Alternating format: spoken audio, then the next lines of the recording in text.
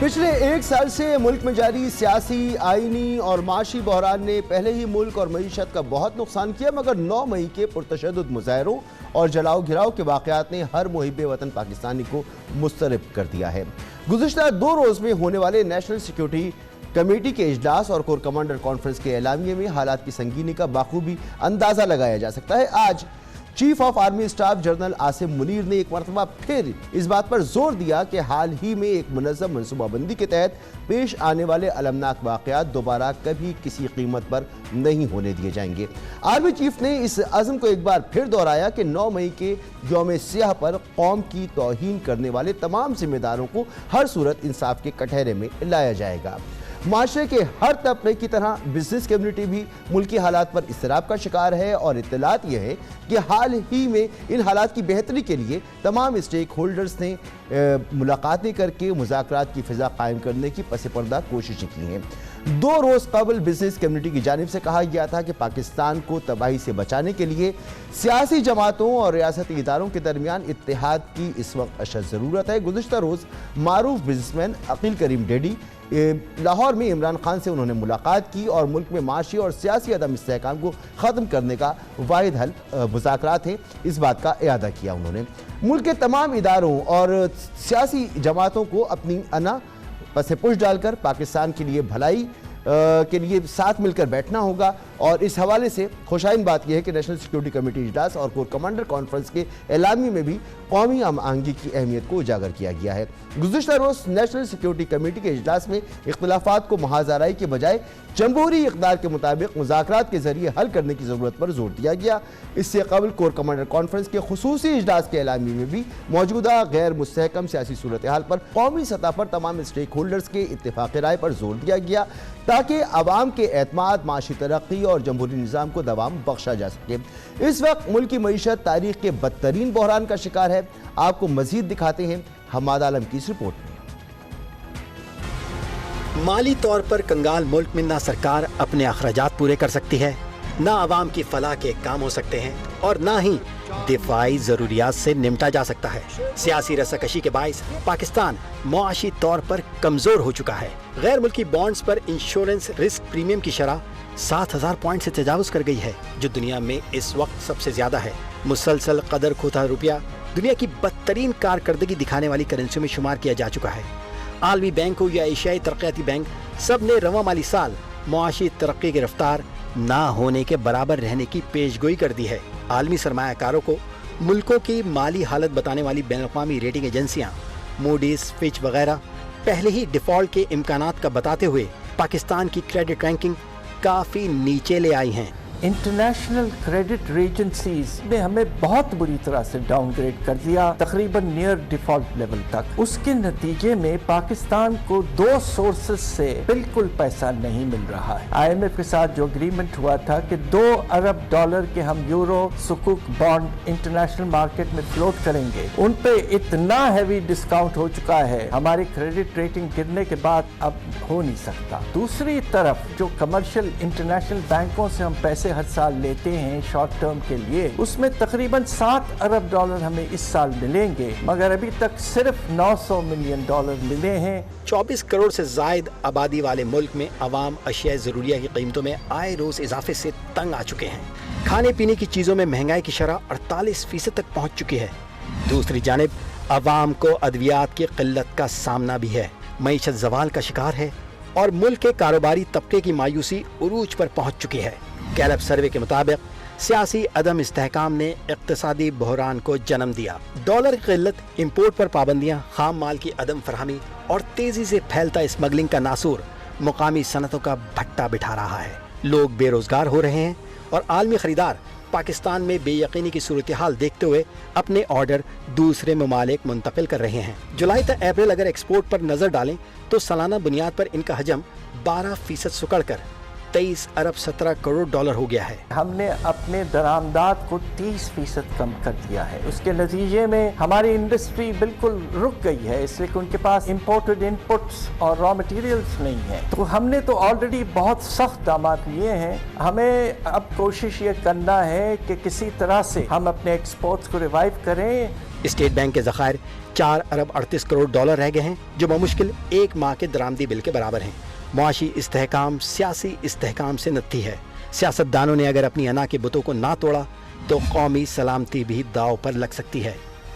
बहुत ही तशवीशनाक सूरत हाल है और बहुत इंपॉर्टेंट मौजू है, हर पाकिस्तानी इससे जुड़ा हुआ है। इस पर हम बात करेंगे आरिफ हबीब साहब से, चेयरमैन आरिफ हबीब ग्रुप। बहुत बहुत शुक्रिया सर आपका वक्त देने के लिए। सर, कोर कमांडर कॉन्फ्रेंस हुई, उसके बाद नेशनल सिक्योरिटी की मीटिंग हुई, जो एलामिया सामने आया उसमें कौमी इत्तेफाक राय पर जोर दिया गया। क्या बिजनेस कम्युनिटी भी इस पर यकीनी तौर पर परेशानी का शिकार है और कोई कोशिशें हो रही हैं इस सूरत हाल को टेकअप किया जा रहा है कि मामलात हल की तरफ आगे बढ़ें? जी बिल्कुल, आई थिंक ये संडे को कराची में जो है वो कई बिजनेसमैन जो है वो उन्होंने एक मीटिंग की और उसमें बड़े तशवीश का इजहार किया। जिस तरीके से पाकिस्तान के जो है वो सियासी हालात जो है वो चल रहे हैं, इकोनॉमिक हालात पे तो पहले ही लोगों की जो है वो बहुत ज़्यादा तशवीश थी। फिर कल जो है वो लाहौर में जो है वो सारे बिज़नेस ग्रुप के लोग जो है वो जमा हुए और उन्होंने भी इसी किस्म की जो है वो खदशात का इजहार किया। और ये जो हमारी कोर कमांडर कॉन्फ्रेंस और फिर सिक्योरिटी कमेटी की जो मीटिंग के अंदर जो बातें की गई हैं, उसी किस्म की बातें जो हैं वो उन मीटिंग्स में की गई।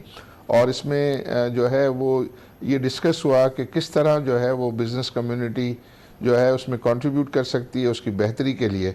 और तमाम जो स्टेक होल्डर्स हैं, जो की स्टेक होल्डर्स हैं, बशमूल पाकिस्तान आर्मी, पॉलिटिकल पार्टीज़ के जो लीडरान हैं, उनके साथ जो है वो बातचीत हो, उनसे बैठ कर बात की जाए कि ये इन मुश्किल हालात से पाकिस्तान को निकालने के लिए ये ज़रूरी है कि वो अपने इख्तलाफात को जो है वो कम करें और ये कोशिश करें कि बैठ कर इन मामलात को जो है वो हल हो और जल्द अज जल्द जो है वो हल होने चाहिए, ताकि जो मुआशी इस्तेहकाम की तरफ जो है वो काम हो सके। क्योंकि वहाँ भी बहुत बड़े और गंभीर चैलेंजेस हैं।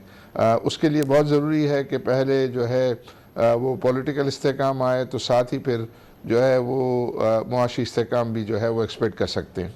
तो कारोबारी बिरादरी किस तरह समझती है कि वो समझाएगी और मामला समझ में आएंगे और चीज़ें हल की तरफ जाएंगी? कोई हौसला अफजा बात हमें बताएं इस हवाले से। जी, असल सब पहली बात तो ये है कि वो अपनी तशवीश का इजहार करेंगे और उनको बताएंगे कि ये जो इस वक्त इस किस्म के जो हालात चल रहे हैं उससे जो है वो बहुत कौम को नुकसान हो रहा है।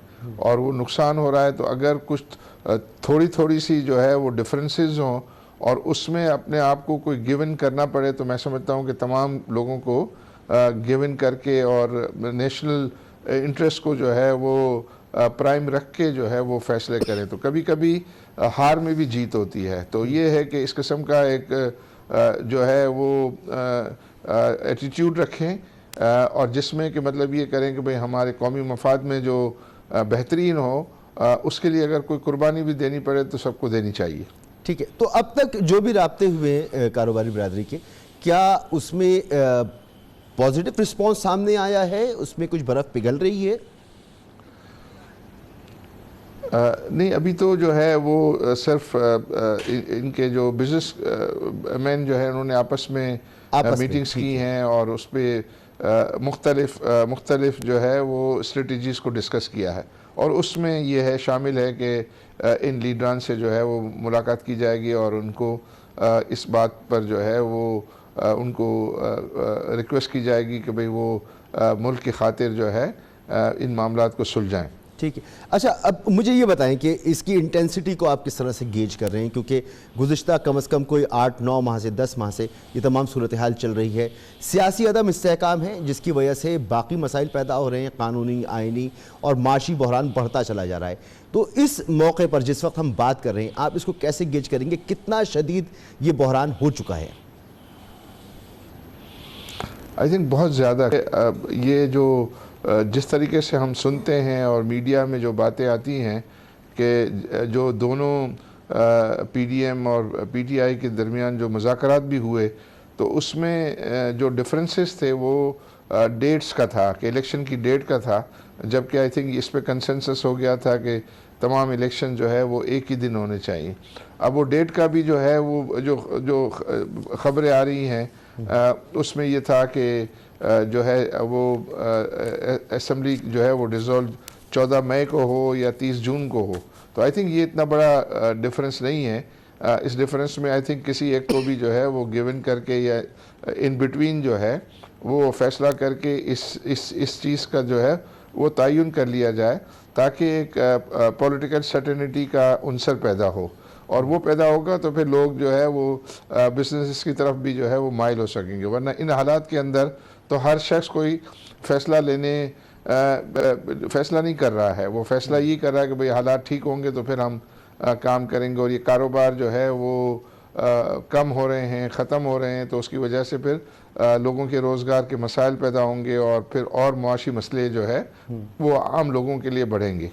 पहले कारोबारी बरादरी जब हुकूमत से मिला करती थी तो फिर उस वक्त मुख्तलिफ सेक्टर्स के लिए मराहत की बात किया करती थी, आसानियों की बात करती थी, लेकिन इस वक्त तो लगता है कि एक दो स्टेप लेने से मामला हल नहीं होगा। एक जामे पैकेज चाहिए होगा मईशत की बहाली के लिए, और उससे पहले सियासी इस्तेहकाम लाने के लिए भरपूर कोशिशें कर दी होंगी। तो किसी भी इकनॉमिक प्लान को अगर तैयार किया जाए वो इम्प्लीमेंट शायद उस वक्त तक नहीं हो सकता जब तक मुल्क में सियासी इस्तेहकाम मौजूद ना हो। तो इस वक्त तो बड़ी फ्रेजाइल सूरत हाल है।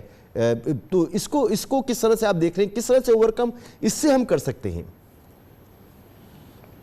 नहीं, आप बिल्कुल सही कह रहे हैं। इस वक्त जो है वो सिर्फ ज़रूरत इस बात की है कि सियासी इस्तेहकाम पहले हासिल किया जाए, और फिर सब मिल के जो है वो ये मुआशी इस्तेहकाम के लिए जो है वो काम करें। वो भी एक बहुत बड़ा मसला बनता जा रहा है हमारे लिए, क्योंकि बहुत अरसे से हम ये IMF प्रोग्राम के जो है रिन्यूअल का इंतज़ार कर रहे हैं और उसमें कोई कामयाबी नहीं हो रही है।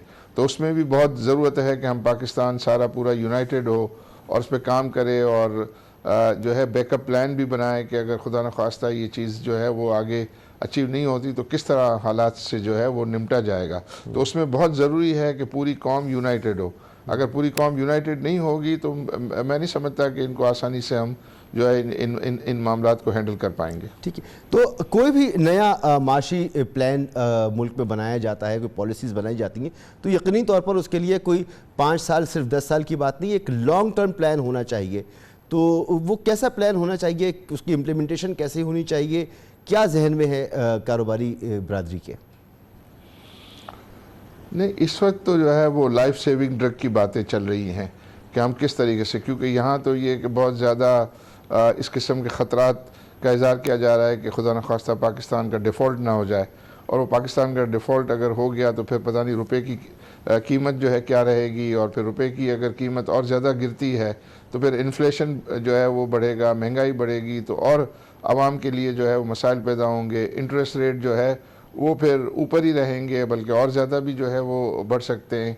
तो और अगर इंटरेस्ट रेट ज़्यादा रहते हैं तो आम लोगों के लिए तो, बिजनेसेस के लिए तो प्रॉब्लम है ही, लेकिन उससे ज़्यादा ख़ुद गवर्नमेंट के लिए जो है वो प्रॉब्लम है, क्योंकि सबसे बड़ा बोरोर वो है, और उतना ज़्यादा जो है अगर आपके बजट का हिस्सा वो डेट सर्विसिंग में चला जाएगा तो फिर तो बाकी जो है वसाइल, माली वसाइल जो है वो रहते ही नहीं हैं, फिर और मज़ीद बोरोइंग की जो है वो ज़रूरत पड़ेगी। तो वो तो बहुत ही ज़्यादा इस वक्त जो है वो ख़तरनाक सूरत हाल है, और इस ख़तरनाक सूरत हाल से निमटने के लिए बहुत अर्जेंट जो है वो इक़दाम करने की ज़रूरत है। और उसमें मैं समझता हूँ पहली सीढ़ी जो है वो पॉलिटिकल स्टेबिलिटी है। वो पॉलिटिकल जो है इतना ज़्यादा जो पोलराइजेशन है, जो डिवाइड है, इसको जितना जल्दी हो जो है वो ख़त्म होना चाहिए।